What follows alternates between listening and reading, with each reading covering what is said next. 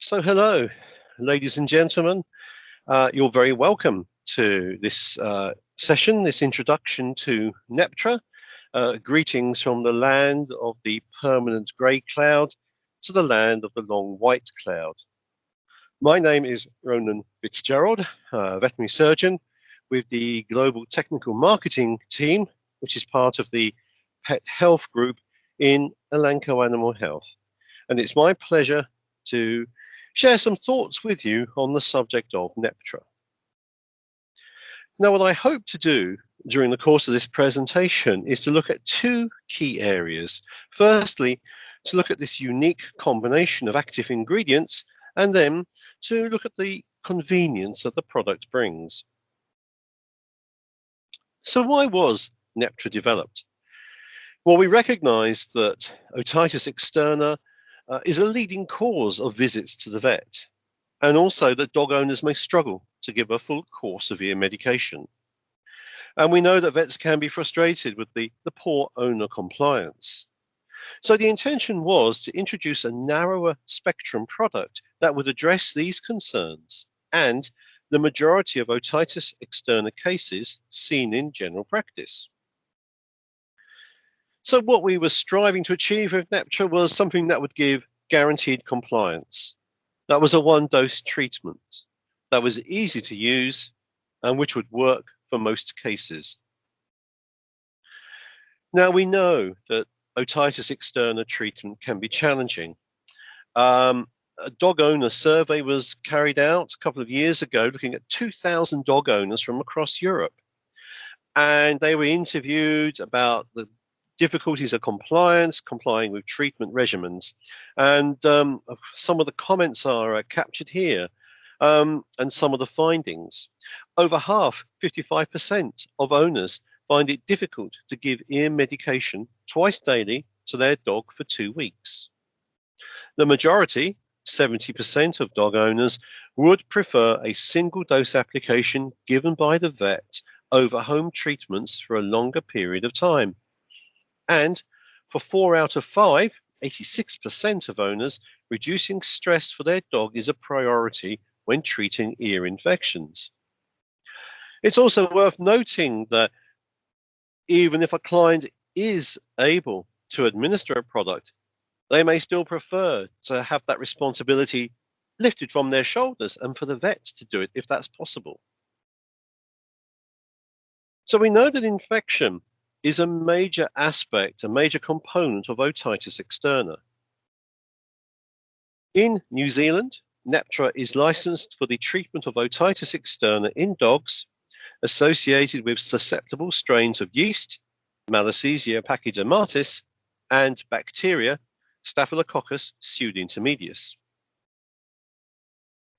And infection is a frequent finding in cases of otitis externa. Here we have a video otoscope image of the horizontal ear canal. And what we can see here is we have hyperplasia and we have stenosis of the canal. And we have a copious amount of this tan-colored discharge, this exudate. You can also see a sort of a cobblestone appearance in the canal.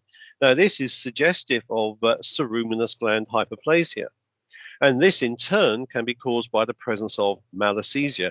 So we can see here that we probably have a staphylococcal infection with this exudate, but we may also have Malassezia as well.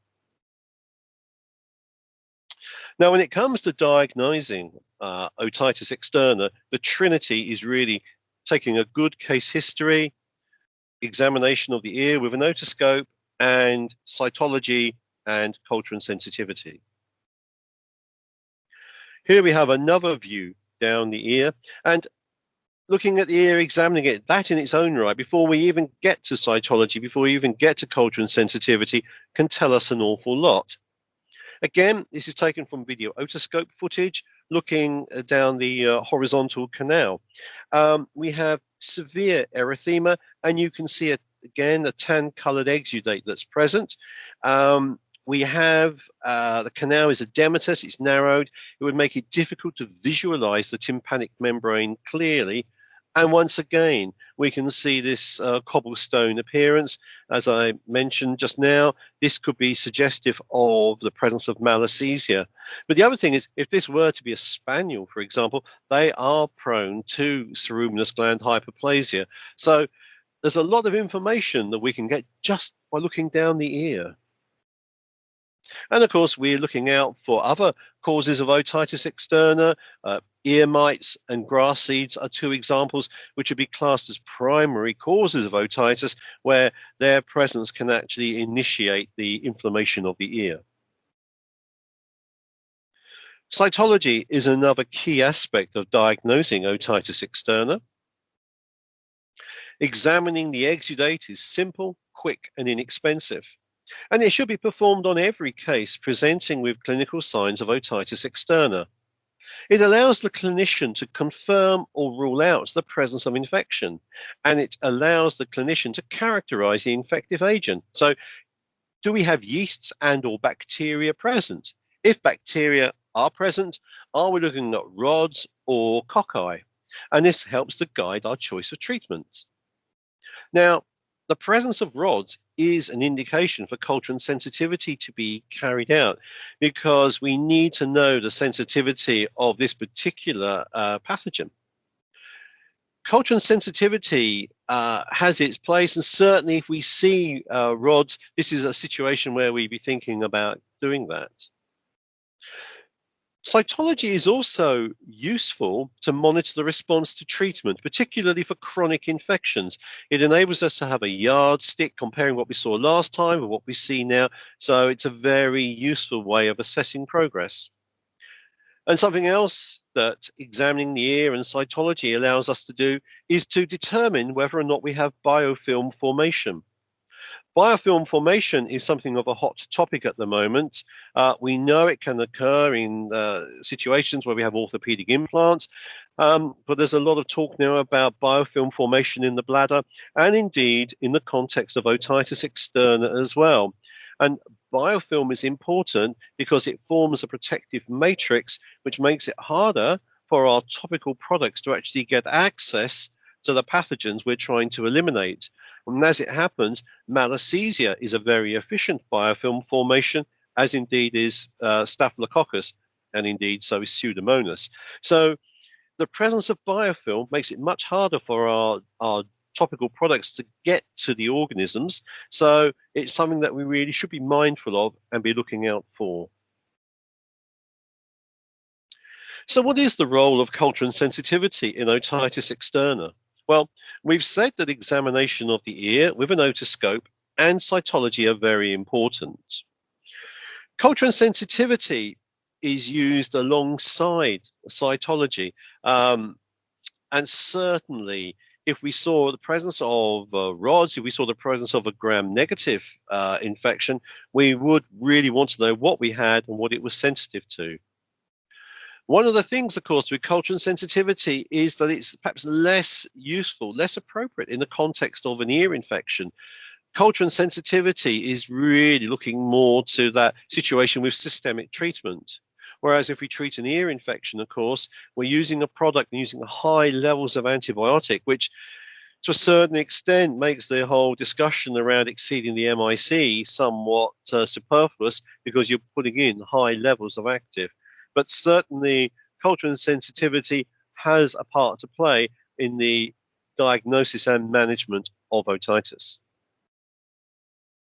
So we do need case history, very important, otoscopy and cytology, and that really is that core, that trinity. But as I said, there are certainly situations where culture and sensitivity will be required as well. So what is Neptra? It's a combination of 3 active ingredients in a unique formulation that delivers treatment in one application. So we have Florfenico, which is an antibacterial agent with activity against gram-positive pathogens, including Staph pseudointermedius. We have terbinafine, a powerful allylamine antifungal agent to address Malassezia species. And mometasone, a high-potency corticosteroid to address the inflammation and pruritus of otitis externa. I'd just like to give a high-level overview of Neptra here. So it's for topical, for otic use. It's a clear liquid, and it's a single treatment. That's one dose per affected ear, and it's a restricted veterinary medicine. The recommended dosage is one single dose container, i.e. 1 ml of solution per infected ear, and this is intended to treat dogs of all sizes. The product should be administered by veterinary personnel, and if needs be, the treatment may be repeated after 30 days, and refrigeration of this product is not required. We have 10 by 1 ml tubes in each box, and you would keep it at room temperature. Shake the tube before use, and it's important to clean the ear before use. Something else to note is that it should not be used in dogs with a ruptured tympanic membrane. And this is true really for all the topical ear products. They should not be used if that eardrum is damaged. Caution should be taken to prevent the product from getting into the eyes of the dog being treated. In case of exposure to the eye, rinse with plenty of water. Caution should be taken to prevent the product from getting into the eyes of the person administering the product, and likewise, in case of exposure to the eye, once again, rinse with plenty of water. Do not use in cases of hypersensitivity to the active substances, to other glucocorticoids, to other corticosteroids, or to any of the excipients. Should not be used in pregnant or breeding animals or lactating bitches because safety has not been evaluated in these particular dogs. Do not administer orally. Do not use in other species. Do not use in cats.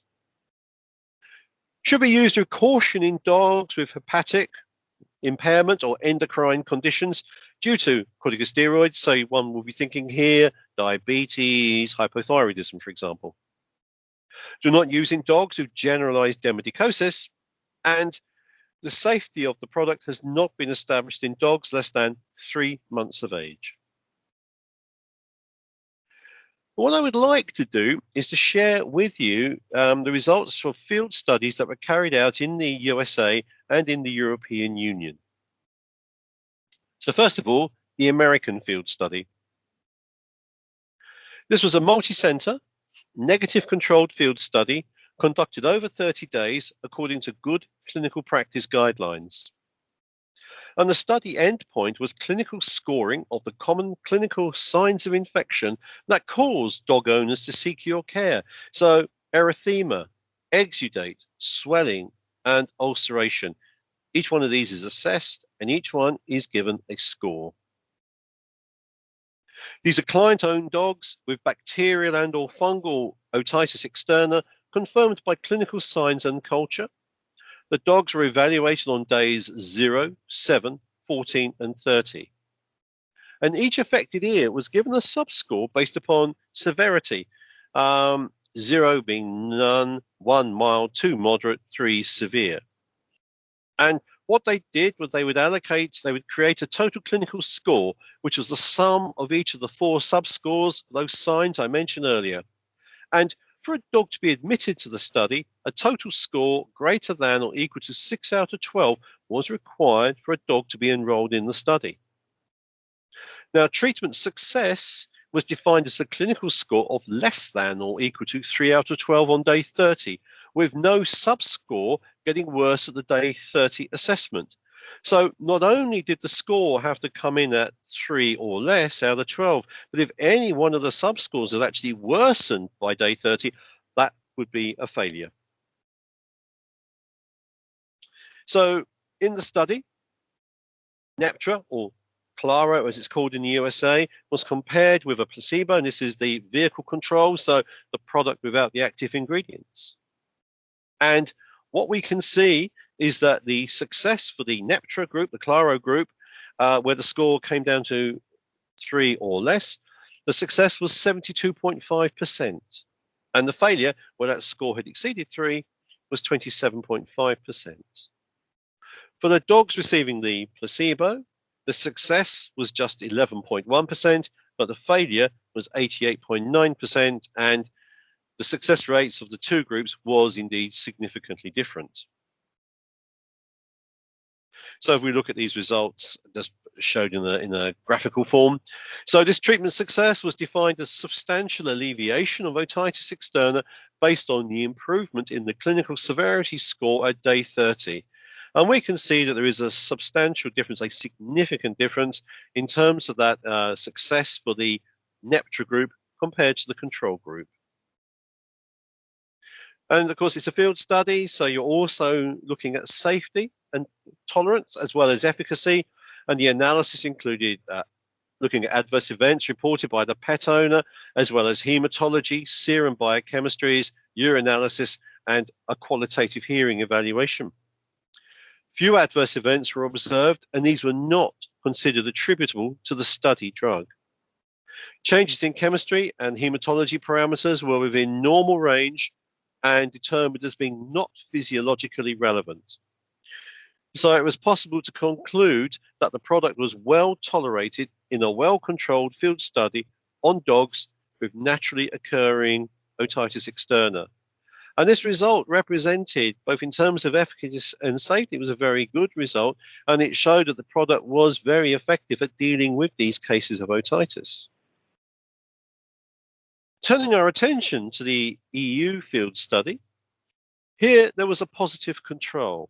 So in this study, a single dose of Neptra was compared with the effect of a positive control, which was a product containing orbifloxacin, posaconazole, and memetazone, which was administered once daily for 7 days.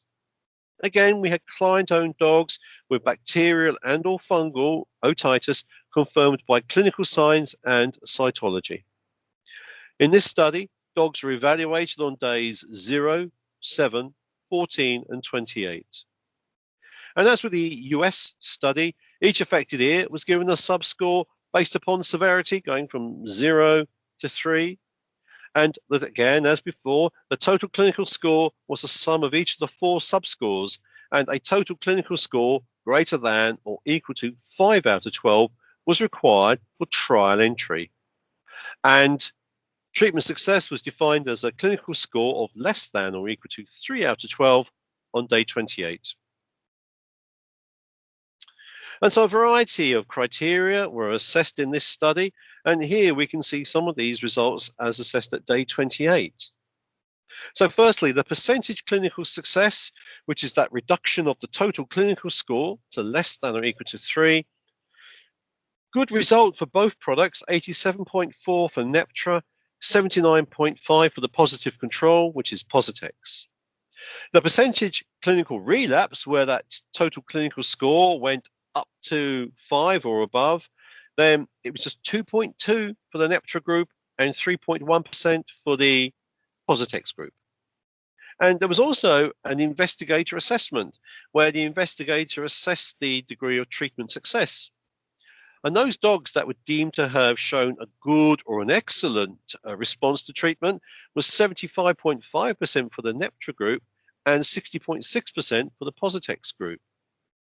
So it was possible to show that Neptra, with its single dose, performed as well as the positive control containing a fluoroquinolone, which was given daily for 7 days. And this study is currently in press. The abstract will be shared soon. That will actually be out hopefully in the next couple of weeks. Now, something that also people ask about is, well, do we have to wait until day 28? Do we have to wait until day 30 to see an improvement? And the answer is no. And here, again, looking at the European study, we have the clinical success as assessed at days 7, 14, and 28 for both groups. And we can see that even by day 7, then for the positive control group, it was 55.1%, and for the Neptra group, it was 58.5%. It went up by day 14 to 76.4% for the positive control group, 83% for the Neptra group, and finally, at day 28, it was 79.5% for Positex and 87.4% for Neptra. So this is what's called a non-inferiority study. We need to show the authorities that bringing this product to the market does not represent a backward step, as it were, and that it is able to, shall we say, hold its own in the market in terms of what's already there. And we can see that it was indeed non-inferior to this positive control product. And also what we can see is that we didn't have to wait until day 28 to see an improvement.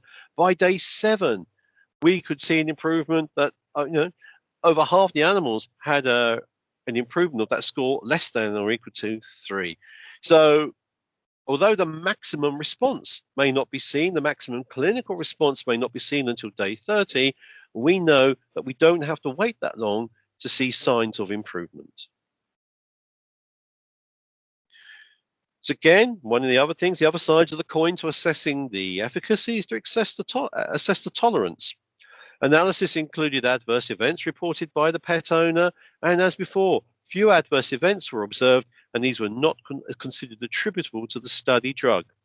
And so it again was found to be well tolerated in a well-controlled field study on dogs with naturally occurring otitis externa. So we were able to show that this product, used once, a single dose, was non-inferior to our positive control product that was used on a daily basis for 7 days, and that therefore it is a worthwhile addition to what's available for those cases where we're seeing these common pathogens, Staph pseudintermedius and Malassezia pachydermatis. So what about features and benefits for Neptra?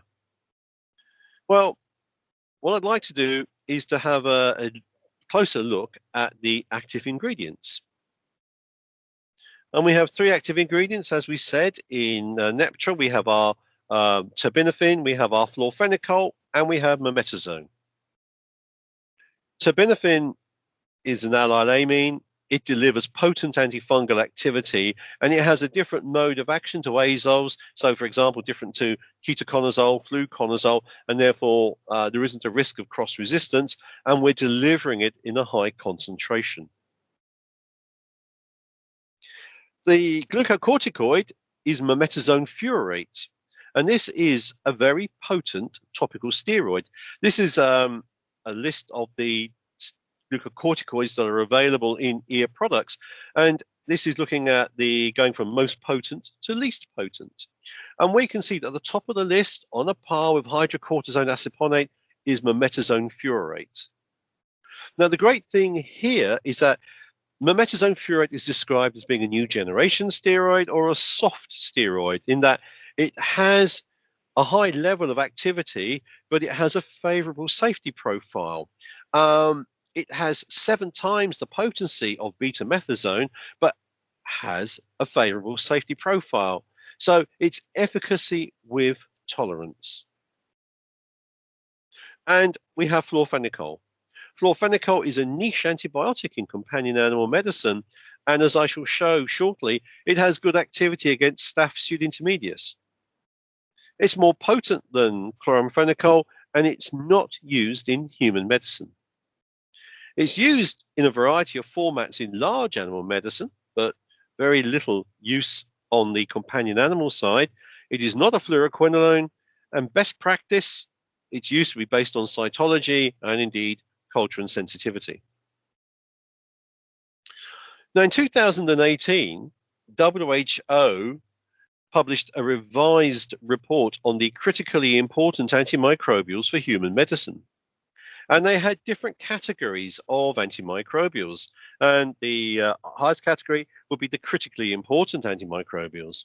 And here we find the aminoglycosides, so phromycetin, gentamicin, polymyxins, polymyxin B, and the quinolones, marbofloxacin, orbifloxacin. And then we have a lower category, which is the highly important antimicrobials.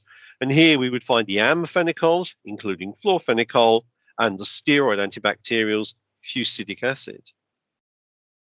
So it's important to note that if we look at the antibiotics that are used, certainly if we look at the ones in the UK that are used in topical ear preparations, then 5 of them actually would align with that higher category with the critically important antimicrobials. Neptra, on the other hand, containing florfenicol, aligns with a lower category, the highly important antimicrobials. And we have a variety of products in the market. This is a picture of products available in the UK. We don't have Metamax, but it's one of the products that is available in a number of countries. These are excellent products. They contain aminoglycosides, fluoroquinolones, or polymyxin, and I won't say a bad word against them. The thing to bear in mind is that we now have another option. In terms of treating acute otitis externa in dogs, we have another option, and that would be to use Florfenico instead of one of these other actives that align with the critically important antimicrobials. Now, I said I'd share some data about the efficacy of florfenicol. An Italian study which was shared at the World Congress of Veterinary Dermatology, which is actually still ongoing. And this is an Italian study, and it looked at 600 strains of Staphylococcus intermedius isolated from the ears of dogs with otitis. And these strains were assessed for in vitro sensitivity to florfenicol. And 99.3% of those isolates were sensitive. And of course, as we said, when we use a topical ear product, we are delivering our antibiotic at a high concentration. So hopefully, one can see that when it comes to these cases where there's staph, pseudointermediates, where there's Malassezia pachydermatis, we now have another very worthwhile addition to what's available. And the other thing to bear in mind, of course, is that when we use a topical product, we're delivering a high level of antibiotic locally. And looking at the European Medicines Agency categorization of antibiotics for use in animals, they have said that topical products such as ear treatments present the lowest risk of antibiotic selection. So we're using these high levels. We've got florfenicol, which isn't one of these highly important antimicrobials, critically important antimicrobials. So there is some reassurance there if we do use this product. The next thing I'd like to look at is convenience. There isn't a huge amount of work looking at compliance in veterinary medicine. There was a study to assess compliance among dog owners. This is not specifically an otitis survey, but it was found that only 20 to 34% of owners gave doses at the correct time. And what does good compliance actually look like? Well, compliance will rarely be total, and it is generally considered that an 80% compliance rate is a reasonably good response. So from the outset, we're saying that 1 in 5 are not going to comply. And so the bar isn't set terribly high. So if we can do anything to improve that situation, so much the better. So compliance is a huge issue in veterinary medicine. We know that. And if we have a dog that's either aggressive or boisterous, treating it can be a problem. Trying to get drops down its ears can be a problem. And if this is the owner, no disrespect, but then that problem is going to be even more challenging. And again, we look at the products in the UK. We've got something that needs to be used 5 drops twice daily for 14 days. We've got something else that's 4 to 8 drops twice daily for 7 days. We've got one here, 10 drops once daily for 7 to 14 days. We've got another one here, 2 to 8 drops once daily for 7 days. So if the dog, as I said, if it's aggressive, if it's boisterous, trying to do that once a day, never mind twice a day, could be a challenge, and measuring the drops accurately could be a real challenge, particularly if we're asking this particular owner to measure out these drops and it's once or twice a day, and we've got a dog like one of these. Fortunately, Neptra is a bit of a game changer because we're not asking the owner to try and treat the dog. It's the vet. It's done by you in the surgery. So owner compliance is a non-issue. We don't need to worry about that. The product is vet administered or under his or her close supervision. And this is delivering convenience and compliance because it removes the need for the owner to treat the dog. So it's stress-free for the owner. It removes that risk of non-compliance, the missed doses, the poor technique, the underdosing, the overdosing, and of course that's going to give client satisfaction. You've removed that burden from them. In addition, the dog doesn't become ear shy because the owner trying to manage that once or twice a day, and it doesn't have an adverse effect on the dog owner bond. So, drawing to a close here, what are the conclusions? So we have this product with its three active ingredients. It's 1 ml of liquid and it's a single dose. And we know with a liquid, nothing's going to get into an ear more readily than a liquid. Case selection should be based on cytology. You look through the literature, that's what's recommended. It's essential to start with an ear canal. Not only do we need to visualize the canal and be able to see if our eardrum is intact or not, but we also need to clean it to allow the product we use every opportunity of exerting its effect. Time to reschedule a visit to recheck. Well, you're not tied to a particular time. It doesn't have to be 7 days later or whatever. It can be when you deem it to be most appropriate. So that could be 10 to 14 days later, halfway through the duration of treatment, really. So there's flexibility there. It's not for the most difficult cases. It's not for a chronic case or a pseudomonas case. We're looking at the sort of pathogens that you would find in the acute case. And we must never forget to look for the primary causes of otitis externa, because no matter how well chosen your product is, if you don't address these, then the problem may persist. And of course, the owner will perceive this as a product failure or whatever. And so we need to look at this in totality to see what's going on, what's making the problem happen, what's keeping it going, and obviously want to assess that and use our treatment as part of this joined up approach. The other thing is we're still at the moment dealing with the consequences of the COVID-19 pandemic, and we've just said about you have the flexibility to schedule the recheck when you think it would be most appropriate. But of course, we have a situation where actually restrictions on mixing and people going out, then it could actually be difficult for an owner to be able to bring the animal back to the surgery. So if that's not possible, at least you know if you've treated it that you've done it properly. And so if you're not relying on the owner to treat the animal, so if appointments are more scarce, people can't come in, at least you know you've given this animal the best possible start.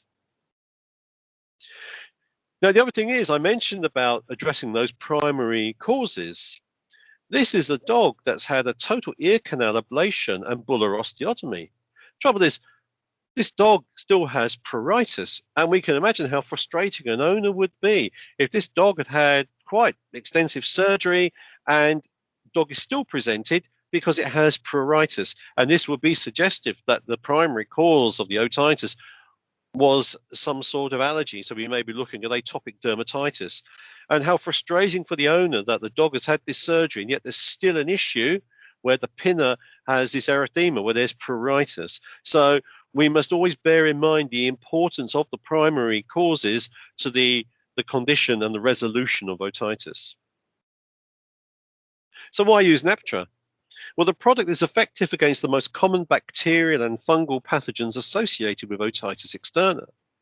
It contains Florfenico, it's not a fluoroquinolone. It contains mometazone, a potent new generation glucocorticoid, which gives us efficacy with tolerance. And last but by no means least, it contains terbinafine, an allylamine delivering potent antifungal activity. It's vet administered, or under her or his close supervision. It delivers convenience and compliance, and as we said, removes the need for the owner to treat the dog.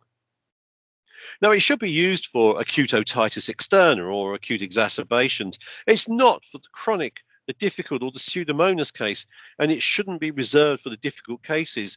Just because it's new doesn't mean it should be reserved or used on that dog that hasn't responded to anything else. There are excellent products already out there which would be better employed for these types of cases, the chronic, the difficult, the Pseudomonas case. Refrigeration is not required, and as we said, the product is a liquid, and as we also said, nothing gets into the ear more easily than a liquid. So hopefully you will try Neptra and we'll have a happy dog, a happy owner, and hopefully you'll be a happy vet. More information, of course, is available relating to Neptra. If we go and look at the SPC, and more information about the product is available there. And I'd like to thank you for your attention. Thank you very much, and goodbye.